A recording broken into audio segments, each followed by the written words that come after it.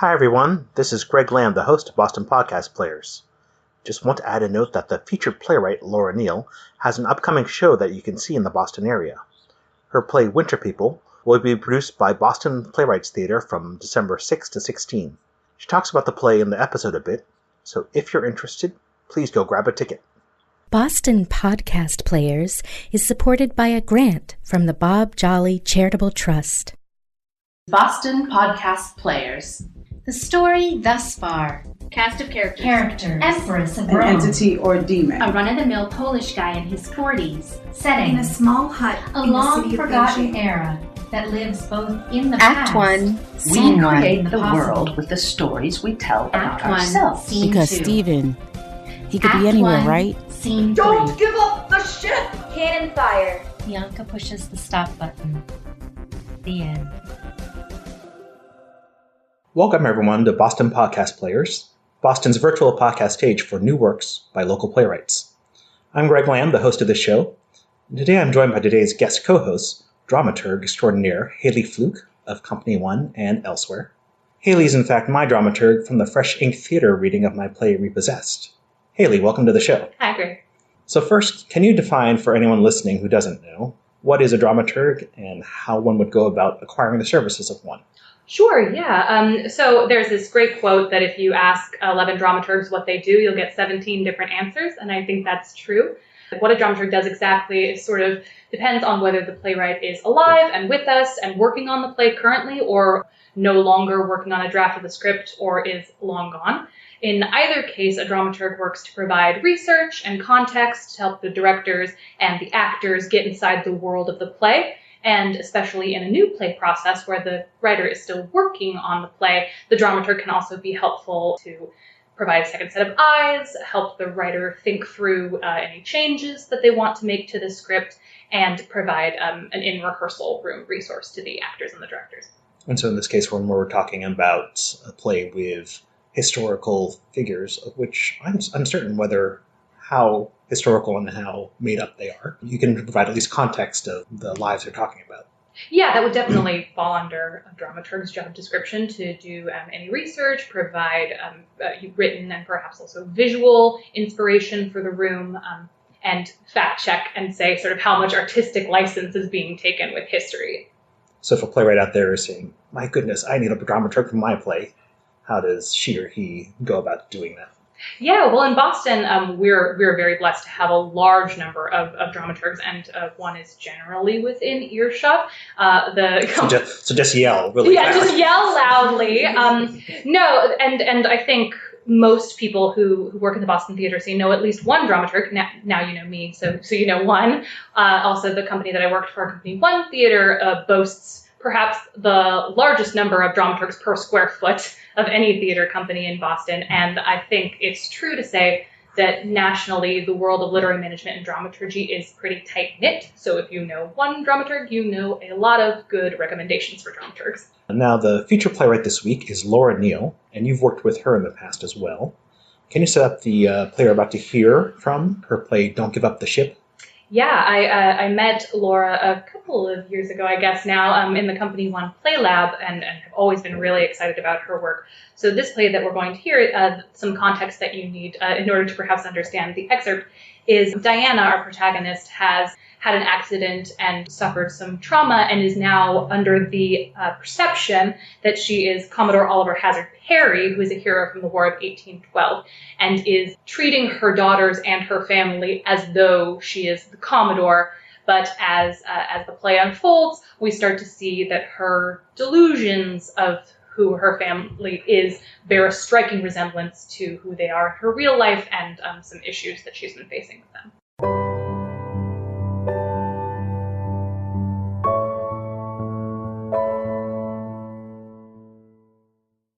Don't Give Up the Ship by Laura Neill. Characters: Diana, 40s to 50s, acts as Commodore Oliver Hazard Perry, 20s. Olive, 20s, Diana's daughter, acts as Perry's Lieutenant Saunders, 20s. Martha, 20s, Diana's daughter, acts as Perry's nemesis Lieutenant Elliot, 30s. Lizzie, 20s, Diana's nurse, acts as Perry's wife, Elizabeth Champlin Mason, 20s. Jeff, 40s to 50s, Diana's ex-husband, acts as Perry's son, Ollie Hazard, 4. Setting, Diana's house in Rhode Island, which Diana imagines alternately as a 19th century ballroom Lake Erie in a pirate ship. Time, present day. Context. When Diana fell overboard on a day trip with her daughter Martha in Narragansett Bay, no one expected her to wake up pretending to be Commodore Oliver Hazard Perry, hero of the War of 1812. But although she treats her daughters like they are her lieutenants in the Navy, the roles she casts them in have odd similarities to their roles in her life. Her elder daughter, Martha, resents being treated as Nemesis Lieutenant Elliot, and her ex-husband storms out in a hurry after being cast as her 4-year-old son. Martha just wants her mother to snap into her reality, and Olive has been desperately trying to keep the peace. But Diana has been flirting with her nurse, Lizzie, who she has cast as her wife, Elizabeth Chaplin Mason, and things are about to reach a point of no return. Scene 5. Lights up on Diana's bedroom, ship. Storm sounds begin. Sections from Chopin's Raindrop Prelude play. The storm builds. Diana raises a flag that reads, "Don't give up the ship," on her bed. The waves rise. The waves rise. The Battle of Lake Erie must begin. We are sailing the Great Lakes in the dark of night as a squall comes up. Lieutenant Elliot and the USS Niagara over there. The newly commanding Master Commandant Perry and the USS Lawrence over here. Both ships rocked from the side. British cannon fire everywhere. Deadly, deadly cannon that will spark our lifelong battle as the coward Lieutenant Elliot does not bring his ship into position. Are you ready, sailors? Let us begin! The stage has now thoroughly become a naval battlefield, the storm at full volume. Diana reigns the stage atop the bed. Olive, as Saunders, is aboard. Martha, as Elliot, takes his perch on a chair. He wrestles with the tiller, the top of the chair, in an attempt to turn the ship. Cannon fire rings out and will continue throughout the scene. Elliot! What do you imagine you are doing? What should we do, sir? Get Elliot's attention! Lieutenant Elliot! Shoot back, Saunders! Yes, sir. Elliot! To starboard! The rudder's damaged. I can't turn her. What? What shall we do, sir? Fire! Fire at Elliot if you have to. We're getting pummeled over here. I cannot fire at Elliot, sir. I know that, Saunders. Do I have to do everything myself? Diana grabs the flag and climbs from the bed onto a chair. Sir, we cannot leave the Lawrence. We must. Elliot's got his head up his bum. What's your game, Perry? But my cannon! There is no other way. To the Niagara! Diana begins to row the chair over to the Niagara with great effort. Saunders holds on behind. What are you doing, Perry? Bring her around! I said I can't, Perry. Don't give up the ship! Cannon fire. Diana reaches the Niagara chair and climbs up, pushing Elliot off as she does. To starboard, we must go! Diana swings the wheel again and accidentally throws herself overboard. She lands on Elliot, who becomes Martha, and lights change. Saunders becomes Olive. Mom, what are you doing? I brought the guns around. Fire! Mom, stop yelling. Fire, Saunders! You just jumped on me. Shut your mouth, coward. Whoa. Okay, guess what The rudder was not damaged. Your rudder is damaged. Oh, no. Olive goes and flips through the book, finding the Battle of Lake Erie. Your cowardice is unpardonable, Elliot. You will face court-martial. You jumped on me. Okay, I found it. It's... I don't think you'll find Elliot's courage in there. You just jumped on me, Mom. Martha, it's okay. It's the Battle of Lake Erie. You were on the Niagara. The British were approaching. I had to take control of the ship. You always have to have control of the ship. Lieutenant Elliot, I am well within my rights to challenge you to a duel. I challenge you to a duel. How about you make your own food? How about you pay for your own health care, huh? How about you find yourself a mental institution instead of a half-baked... Okay, I think we need a little diffusion. Lizzie? Don't call her. We don't need her for everything. We need her for this. I can handle my own mother's abuse, all on my own. I don't need her fake girlfriend. Lizzie comes to the door. Martha motions her away. Please stay out. Do not speak to Mrs. Elizabeth Champlin Mason Perry in such a manner. She knows who we're talking about? Elizabeth Chamlog Matwich Perry? Yeah, she's definitely herself. Lizzie starts to come in. Please stay out of this. For now, just give me some space. Recant your words, Lieutenant. Recant your words and your cowardly behavior on the lake. Oh, now we're on a lake. Great. I told you, it's the Battle of Lake Erie. If you just... You forced me to give up the ship. All my fault, right? You shoving me over was my fault. The War of 1812 was my fault. The storm was my fault. You and your ungentlemanly conduct forced me to give up the ship. Mom, stop this. Look at me. I am your daughter. I am not a gentleman. No, Lieutenant Elliot, you are not. Kindly inform the sometime lieutenant that he will face court-martial for his actions on the lake, and that he will face my displeasure for his remarks about Mrs. Perry, which were cowardly, inappropriate, and frankly none of his business.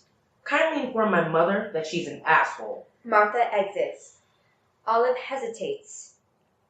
Mom, don't challenge her to a duel, please. Saunders, go after him. Mom? That's an order, Lieutenant Saunders. Olive exits. Scene 6. Lizzie enters the bedroom. Saunders is a loyal lieutenant. He thinks he understands me, but he doesn't. You did just attack her sister, his brother, his Elliot. Elliot offended your honor. Elliot is only trying to protect you. He has a funny way of showing it. He doesn't understand. Perhaps if you showed him more care. I believe he has great respect for you, and perhaps he's hurt that the respect is not returned. You know nothing of this. I... As a matter of fact, Elliot will be proven wrong, and I will be promoted. Promoted, you understand? For my courageous conduct on Lake Erie, I will be made a Commodore. Oh, great. So, as much as I love you, as much as you are my wife, thank you to stop defending that man and stay out of it. Right. Sorry. I'm sorry. I'm sorry, my Lizzie. No, you're right. I'm just your nurse. It's none of my business. Clearly your daughters are none of my business. Everything of mine is your business.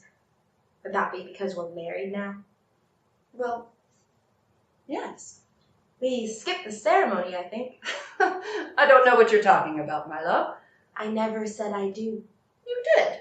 I didn't. But you did, I'm sure. But I didn't. I'm sure. Well, will you? Diana gets down on one knee. Will I marry you? Yes, please.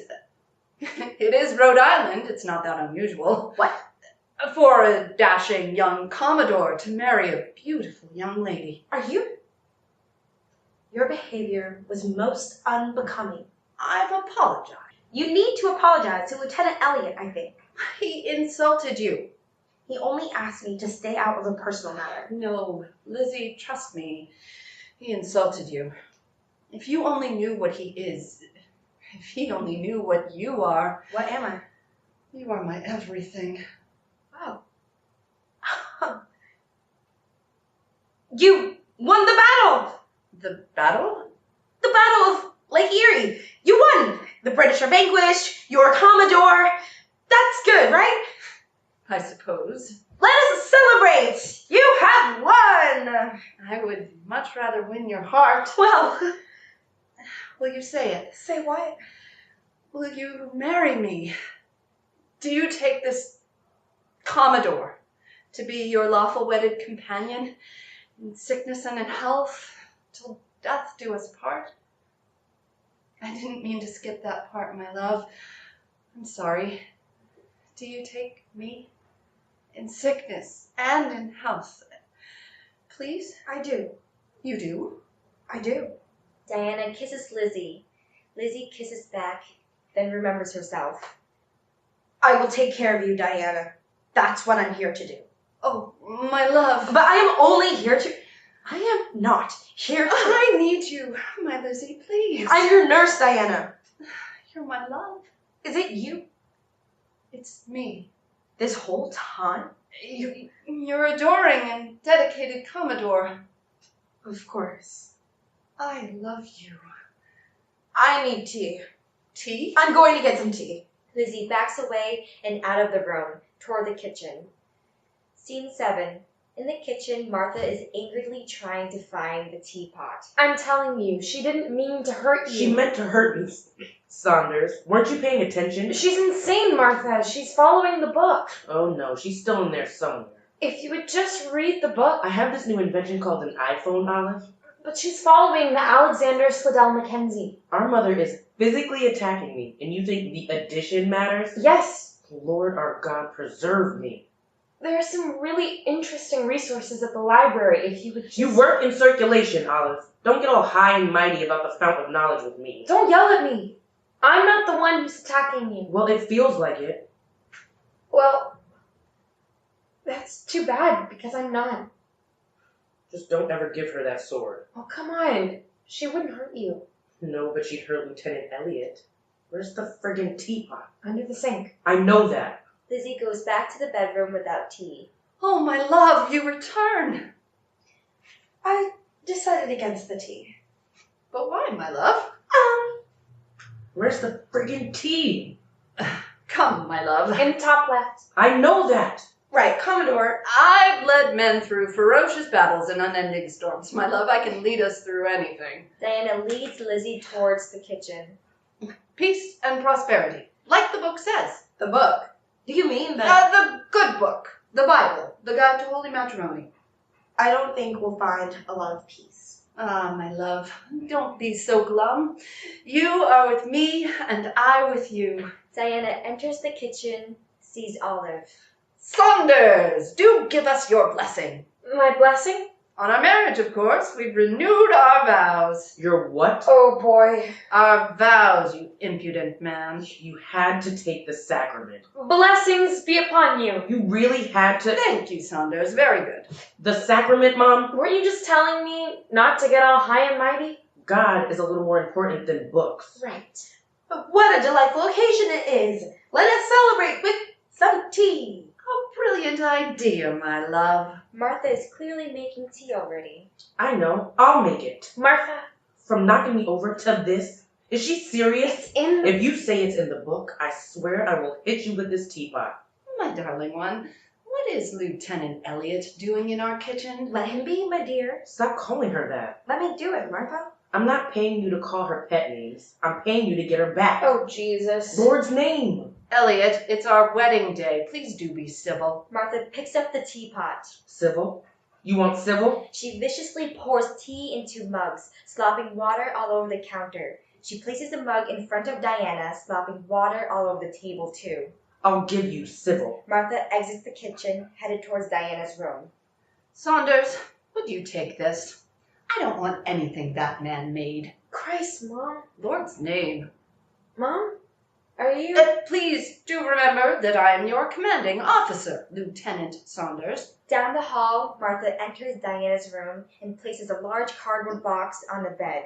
She looks around for everything with a nautical theme and starts to put things in the box. She takes a picture of a boat off of the wall. Scenes run simultaneously in the bedroom and in the kitchen. Sir, if I could mention, I know you're rejoicing in your nuptials, but I believe Lieutenant Elliot suffers from the lack of your regard. As I suffer from his lack of regard for common decency. My dear. Mom. Martha takes a knick-knack of a sailor, takes an ocean-themed snow globe. Commodore. Commodore, cannot you find it in the depths of your heart to reconcile with your loyal lieutenants? Martha begins throwing the things in the box with more energy as she goes along. She eyes the sheets, which are patterned wavy blue. I meant to be celebrating, Saunders. Victory on the lake. Victory in my heart. Leave Elliot alone. Saunders is concerned. Leave it alone, my love. Olive exits down the hall. Lizzie begins to clean up the mess Martha made in silence. Scene 8. Olive enters Diana's room and sees that Martha is destroying the decor. What are you doing? Nothing. Nothing is the best thing you could come up with? All right, something. I'm finally doing something. I'm moving some things around. I can see that. Mom's pictures, her sailor? I'm cleaning up. Martha starts to strip the sheets again. Wait, stop. Stop what? You're wrecking it. I'm not wrecking anything. I'm looking out for Mom here. This isn't going to make her like you. Either help me or get out. She's going to be upset with you. I think we already covered that ground. More upset. She'll be more upset. Good. Great. Then she'll be upset as herself. I bet Commodore Who's-a-What's-It doesn't care about what kind of sheets he sleeps on. You realize she's not actually Commodore Who's-a-What's-It. Yes, I'm faintly aware.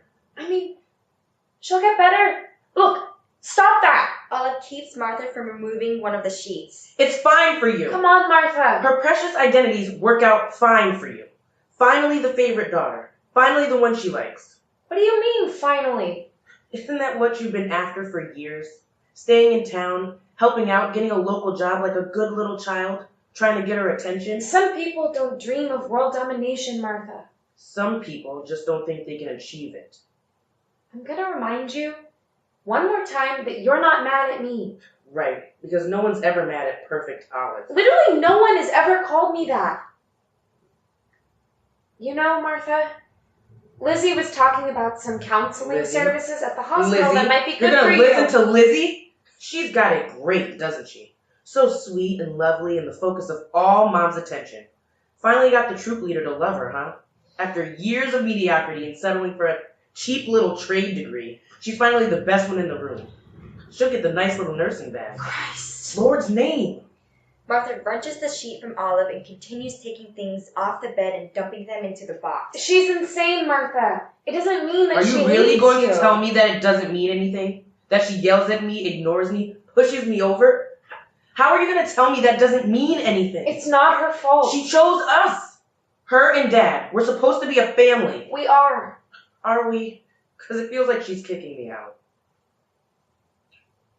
I don't know what I did, okay? I don't know. I don't know what to do. I don't know how to help her. I don't even know if she even wants help. I don't think she wants help. If she would just trust me. Trust you? Before the storm, during the storm. What? She wouldn't talk to me. Not when the winds came up, not with the sail, not even when she went overboard. She wouldn't take my hand. There was a moment where I think she could have caught my hand, but she didn't. She just let go. Do you think she meant to? I don't know. Jesus Christ. I mean, Jesus Christ. End of excerpt.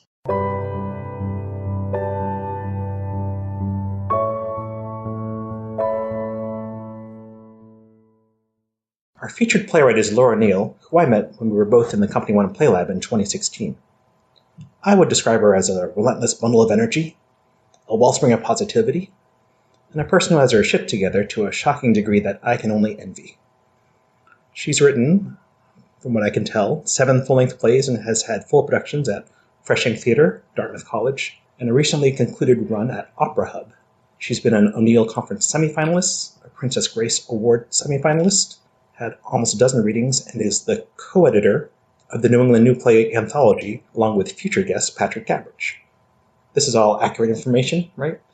Yes, it's 12 full-length plays. Oh, 12! But I not all of them shortchanged you. are out there, so... I shortchanged you. And have I mentioned that she is only about 5 years out of college, if I've read her website correctly? That is true. So if Boston's theater scene had a yearbook, I think our guest would be voted most likely to succeed. Laura, welcome to the podcast. Thank you, Greg. So let's begin with the play we just heard, an excerpt of. Tell us how you came about to write Don't Give Up the Ship. Sure. So this is a fun journey. Back in 2012, when I was still in college, I worked with the Dartmouth Digital Library program. And basically, they handed me a set, digitally scans up, a set of letters written to Commodore Oliver Hazard Perry, hero of the War of 1812. And as I was reading through these letters, it really struck me how the ships were talked about. They were the only women ever mentioned in the letters. And there was a ship named Diana that Perry captured. And I started to think, what if Diana captured Perry and not the other way around? And from there, the play just kind of ran forward really quickly and became this family story, this story about trying to create a narrative that you want to be a part of, but then what does that do to the people around you? So that answers my earlier question of how much of this was based in real historical figures. Yes, so all of the historical figures in the play are real. Perry's wife was Elizabeth Champlin Mason. They did have a son. The general historical track of the play is accurate. However, as you noticed in the excerpt, the 2018 alignment with the 1812 takes liberties with what can be used. So, for example, Diana's sword as Commodore Perry would be a swipper with the end cut off. We have real history, but overlaid with all of the emotions and needs that Diana's putting into it. Yeah, no, I'd be curious to hear more. You mentioned that this sort of was inspired by history, but is ultimately a family story. And it's a story about a family that is divided in a great many ways, and how this incident that Diana has is what kind of brings them together. I was just curious sort of what you were thinking about family, and like, is this a take on a traditional family play, or how were you thinking about that? I think it is definitely a very weird take on the traditional family play. Really, a lot of my plays deal with this idea of what if one person creates a story that is best for them, but then how does that match up or not match up with the people around them? And of course, the closest people around you are usually family, right? So in this case, I was also looking at kind of societal expectations for women, right? What happens when a mother decides to take off and tell her own story, live her own life in a very weird way, right? But then those expectations that her children and her ex-husband have of her, what does that do to those? They kind of have to crumble and fall away in order for the new person to step forward. Now, this play was produced in 2016 by Fresh Ink. February 2017. And how would you describe going through that process of putting it on its feet? Yeah, that process was amazing. First of all, anyone listening, do submit to Fresh Ink. They're awesome. I was lucky to work with a wonderful director, Josh Glenn-Kidden, and a wonderful dramaturg, Jess Foster. And so we started out, Fresh Ink has this process where you have a reading in the spring, and then a workshop, in my case, was in the summer, and then production in the winter with all the snow. That was a wonderful process. A lot of pages changed over the course of the process. The core of the play and who the characters are really stayed the same, but I felt like I had room to elaborate and change and cut and add and really craft the play into something that was appropriate for performance. So you're getting a lot of information from the initial reading and your work with the dramaturg throughout the year. Yeah, I'd be curious to hear a little bit more about sort of what the changes that you made were. Do you feel like it got longer or shorter? Was there anything that you went into the play thinking, this character is like this, or this plot point is like this, that you had a complete reversal on, or did things just sort of shift slightly? There were two big things that shifted that I think really did change kind of the track of the play. One of them is Jeff's character, the ex-husband. When we started out, he didn't have a place in the historical narrative. And then suddenly I found myself inspired by seeing the actors read it. I found myself writing this historical-ish scene where Diana casts her ex-husband as her 4-year-old son, and it just made so much sense in terms one of my favorite parts. Thank you. In terms of how they were treating each other, and so that was something fun that came out of it. And also Lizzie's character, I knew I had gone into the workshop thinking to myself, I want to develop her character. I think she's not as deep as some of the others, and so by the end of the workshop, I had written new pages for Lizzie, and specifically, you'll have to read the play to find this, but the Elvis monologue, which is kind of a big turning point towards the end of the play, where Lizzie really tells Diana what she thinks. And that was something that was a complete surprise to me. I didn't know that she was going to have that outpouring of all of her emotions, but I'm glad I found it. The thing that you just said that I love is this exploration of what happens when one person lives what they feel is their true narrative, and how does that impact everyone else around them. Of course, in Diana's delusion, as Commodore Perry, there are clear bad guys and good guys, sort of, but the real situation in her actual life is much more complicated than that. How did you sort of like balance the two narratives, her view, her delusional view of what's going on versus her real life? Were you looking for anything particular in the compare and contrast between those two? Yeah, definitely. I mean, I think one of the things that Martha and Olive, that's the daughters really resent is that they are reduced to this, like, you're bad, and you're good, and you are subordinates, and therefore will take orders. And really, I found a lot in Martha's and Olive's characters and their pushback against that, and saying, hey, I'm a real person too. I also deserve my fantasy narrative. And Martha really is trying to play out her fantasy narrative in 2018. She's playing Parent Trap and trying to get her parents back together. And so I think the play really asks every character to realize that you don't get your perfect narrative without stepping on some other people. And Diana eventually does say, I need to come back to 2018. I need to combine these parts of myself. Because me, Diana, and me, Commodore Perry, are not actually completely separate people who have separate goals. We're one really, really messy person who needs to figure things out. Yeah, without giving away too much, no spoilers, the end of the play is left a little bit open. Mm-hmm. Is there anything that was sort of actually important to you and kind of that openness at the end that people walk away thinking about or having learned? Yeah, I mean, I hope people will reflect on the burdens that we place on women, specifically mothers, the stories we tell ourselves, and how true, whatever that means, those stories are.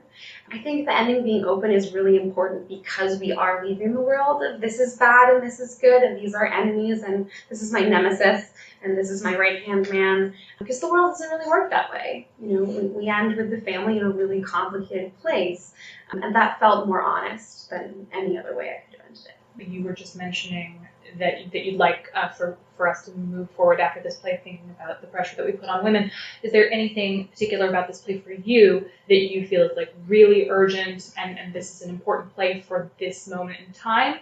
Yeah, I think especially now, all conversations come back to this point now that we're living with this administration in this country. You know, there are forces that are trying to push us back. Not that history is progressive, it's not necessarily progressive, but trying to push us into a time where everyone has a very particular role. Either you belong here or you don't. Either you're in this American family or you're not. I think this play is trying to push back on that and say, wait, we actually need to make space for the stories of people who have always been here and are a part of this family but haven't been a part of the narrative. Can you tell us a little bit more? I know we get a glimpse of Commodore Perry as envisioned in this play, which is in part entirely historically accurate. But can you give us a sense, since you spend so much time with him, thinking about him as a person of sort of like who he was, as best we can tell? Like, yeah. Does he hold Diana's personality at all, or? Yeah, so the Commodore came from an extremely successful naval family. His father was a very high-ranking naval officer,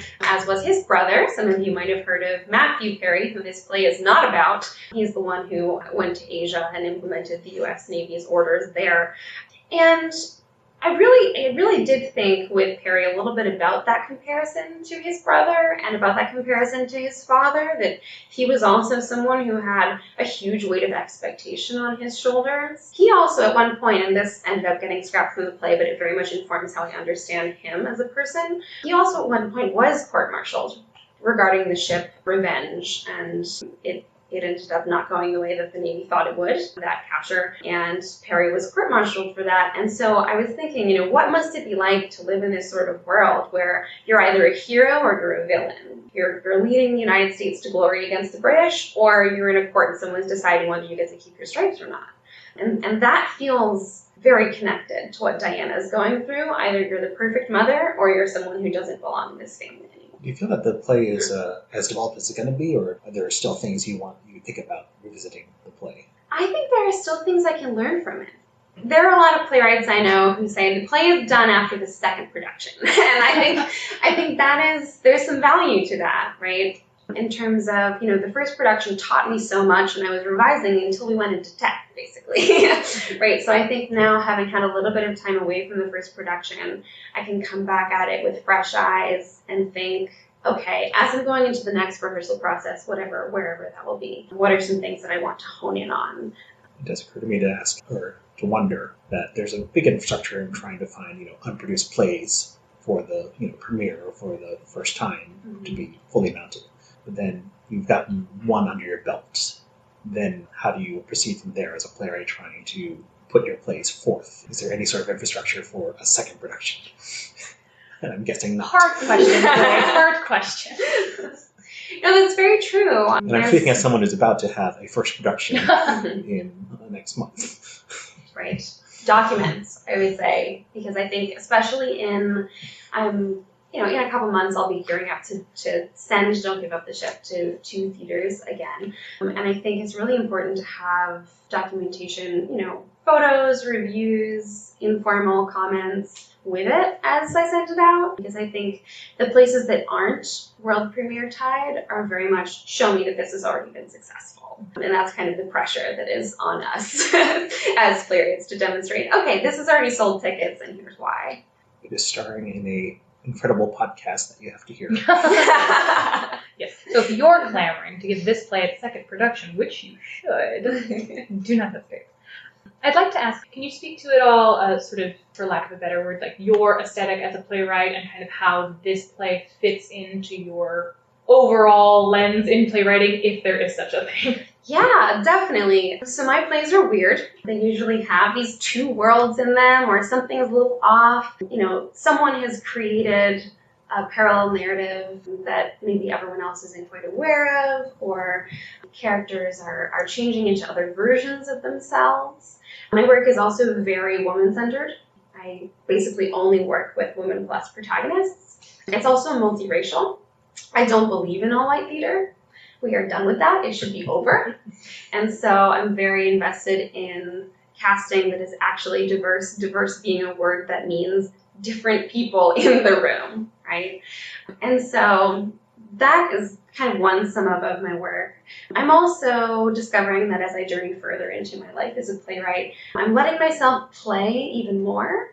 I think Don't Give Up the Ship was the first play it was like my fifth full-length play, but it was the first one I'd written where I was like, let me just have fun with this and see what happens if I run with it. And I think that's something important about me as a writer, that at this point I'm excited about the weirdness and about giving things full rein and letting them go where they go, because no real human can only be described in terms of this like perfect, realistic, naturalistic aspect that we present to the outside world, where our anxieties and our fantasies and these weird things we would do in parallel universes if we had the chance. And so that's something that I like to bring forward. Yeah. No, just to say something that I really love about your work is I think it's very true that we are not a perfect, realistic self, and also that the quote-unquote realistic world doesn't necessarily serve everyone. Mm-hmm. So I love that you create worlds where everyone is served, even if that person has to steal the reins of reality in order to do it.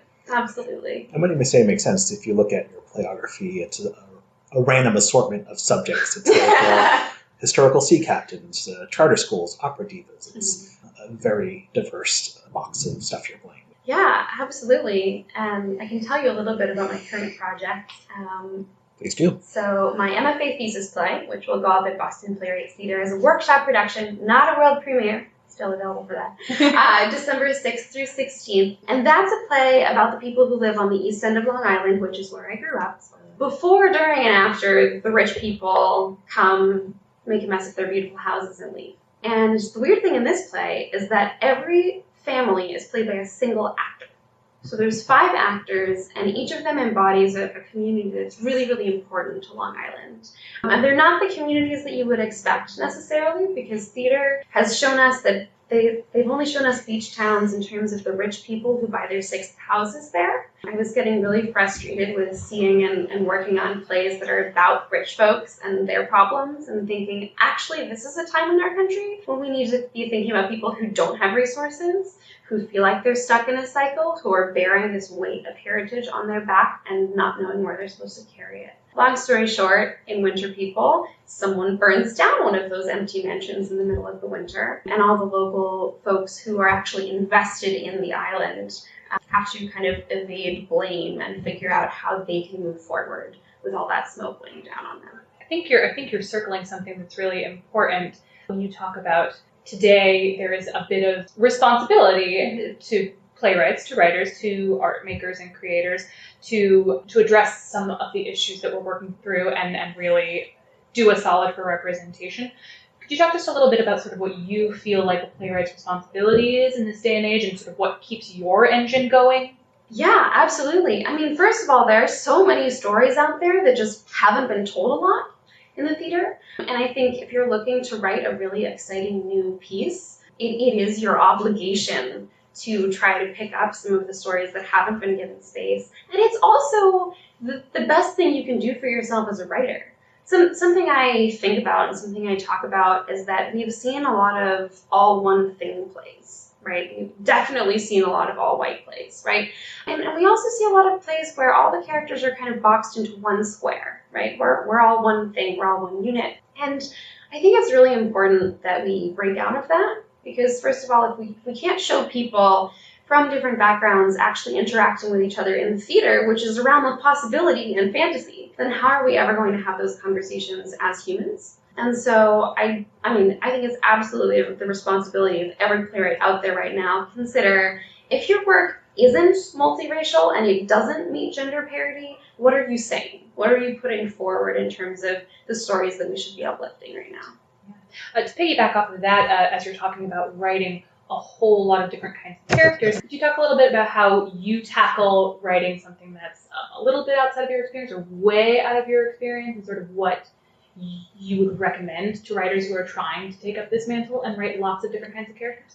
So this is something I've been thinking about a lot with Winter People, obviously, because, you know, of the 5 tracks of people who are in the play, I'm only kind of vaguely related to one of them, but I grew up with everyone in that community. And so in tackling that play in particular, I'm pulling a lot from various people I know. The characters aren't real, of course. They're very removed from real people, but taking bits and pieces. You know, okay, so this is how my friend from high school greets people, right? And this is how my friend's mother, you know, deals with coming home late from work, et cetera, et cetera. And kind of pulling these pieces together, I think when you're writing outside your own experience, it's really important to pull from reality and not from stereotype. So, you know, don't pull from TV shows that you've seen about people who are different from you.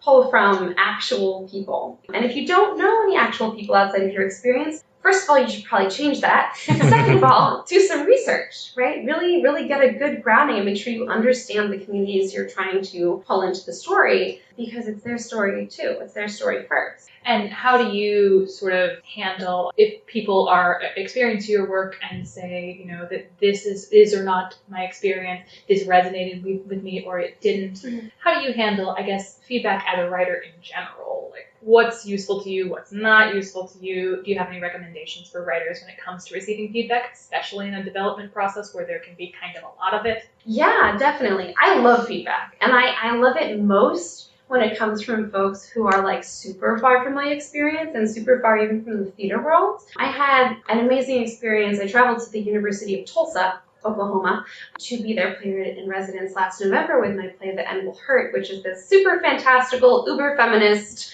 let's get rid of these expectations on women and everyone, all these imaginary figures die and weird stuff.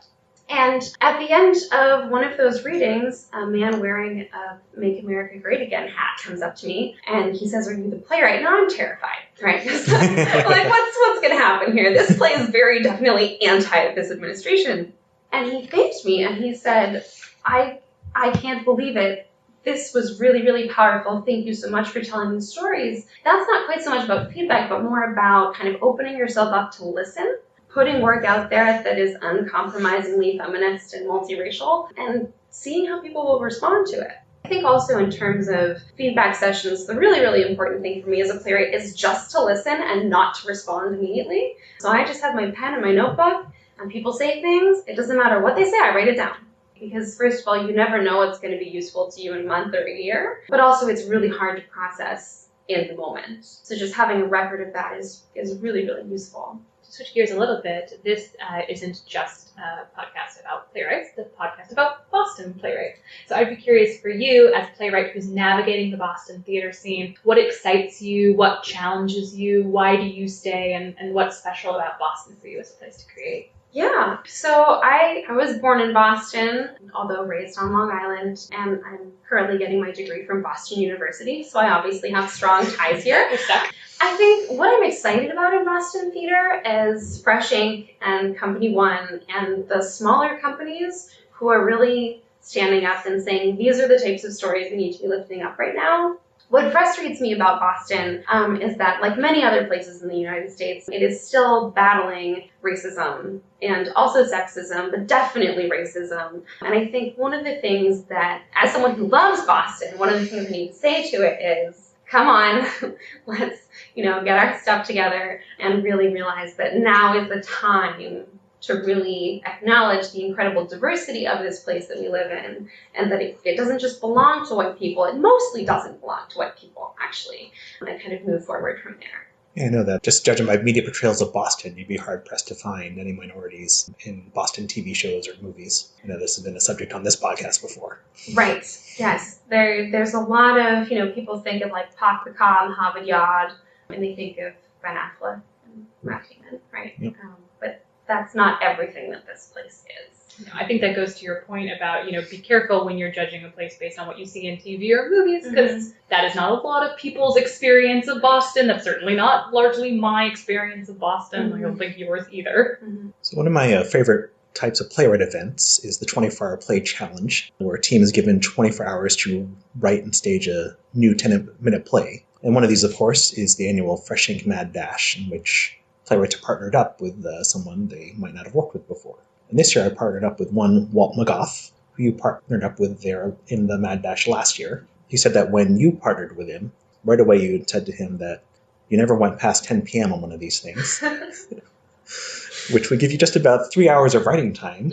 And I can attest that the play you wrote last year with Walt was great. It was really funny. So what is your approach to one of these things? You seem to be a playwright that likes being thrown challenges, and yes. Like an Iron Chef type playwright. Yes, definitely. I love challenge. The 24-hour festival, I feel like it's really important to communicate with your partner and also to not get sidelined by a new idea at 4 a.m. And so I think in that case, the time cap kind of really helps us say, okay, we're going to concentrate all of our fabulous energy into this shorter period of time instead of kind of drawing it out in dribbles and letting ourselves kind of dilute our idea. And Walt's fabulous. We had a lot of fun writing that play. I think in general, I'm really drawn to challenge also because I'm really drawn to joy. And this is one of my big things. I'm also an educator. This is also one of my big things as an educator, is really looking at rigor and fun not as separate, but as combined. And if you can really find the joy in this challenge that you're setting for yourself, whether it's writing a 10-minute play in 2 or 3 hours or writing a full-length play in 2 or 3 weeks, that's actually something that can reveal things to you. Yeah, do you largely think of those types of competitions as like a chance to flex your writer muscles, or have you ever had anything bigger come out of a spark that was generated from one of these things?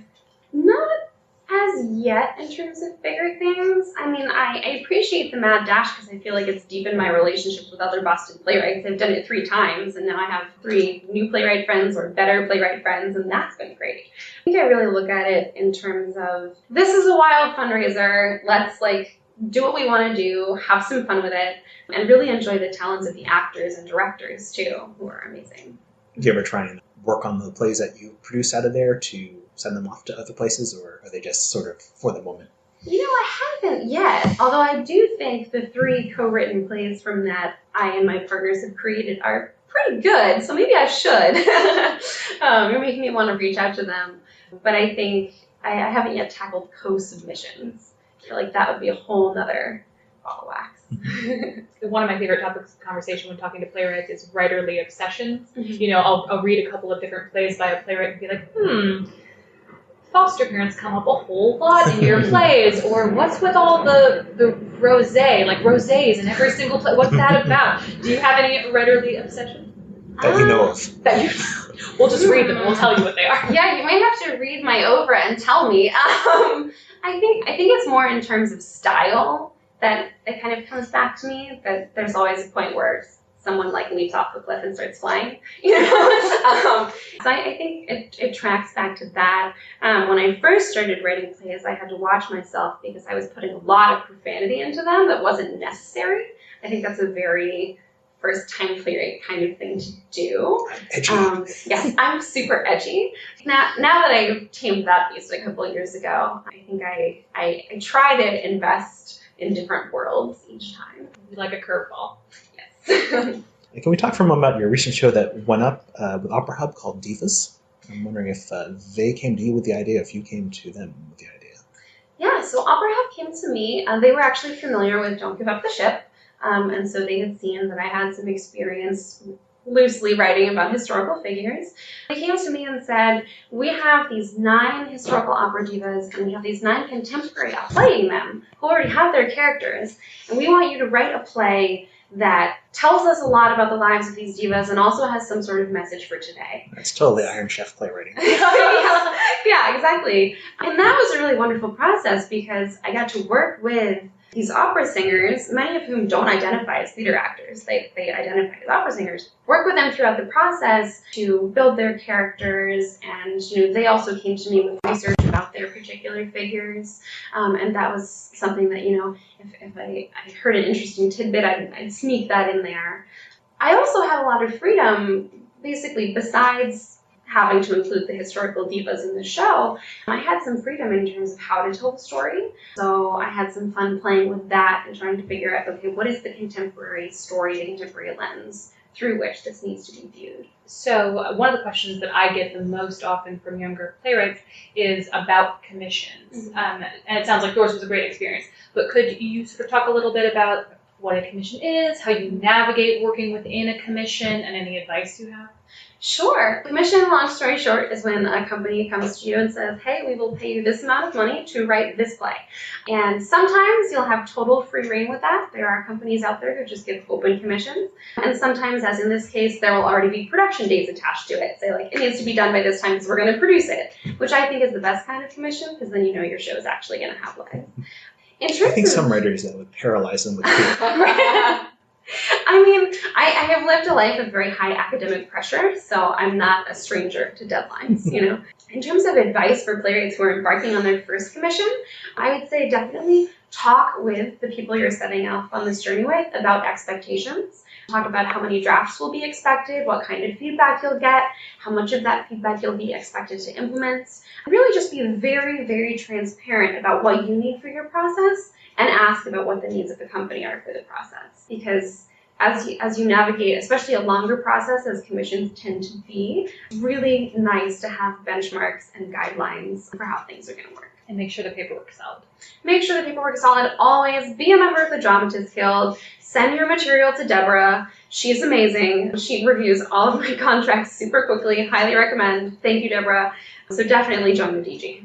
So one thing I hope happens is that people who listen to this podcast will look into working with the future playwrights, as already happened with you with Opera Hub. Yeah.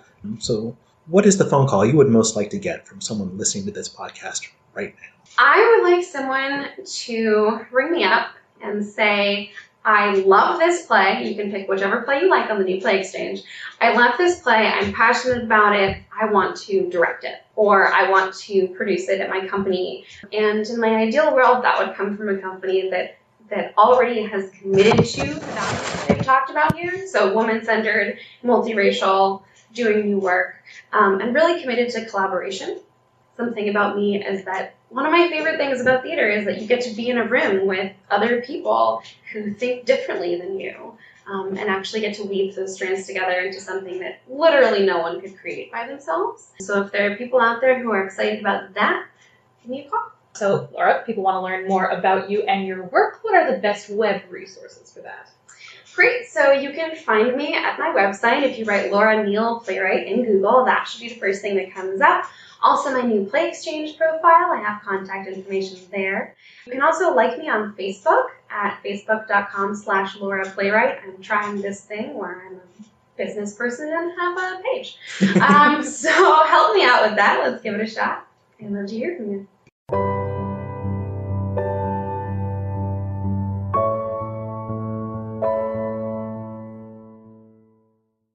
Don't Give Up the Ship was written by Laura Neill. Diana was played by Alex Alexander. Lizzie was played by Hayley Spivey. Olive was played by Ivy Ryan. Martha was played by Eva Hughes. Stage directions were read by Lisa Nguyen. Follow us on Twitter at BossPodPlay and on Facebook. Please rate us on iTunes or your podcast player of choice. You can support us on Patreon at BossPodPlay. Our theme was composed by Thomas Deas. thomasdeusmusic.com. Additional music by bensound.com. Other than yourself, do you know of a Boston area playwright who you'd like to be featured on the show? Let us know at bosspodplay@gmail.com.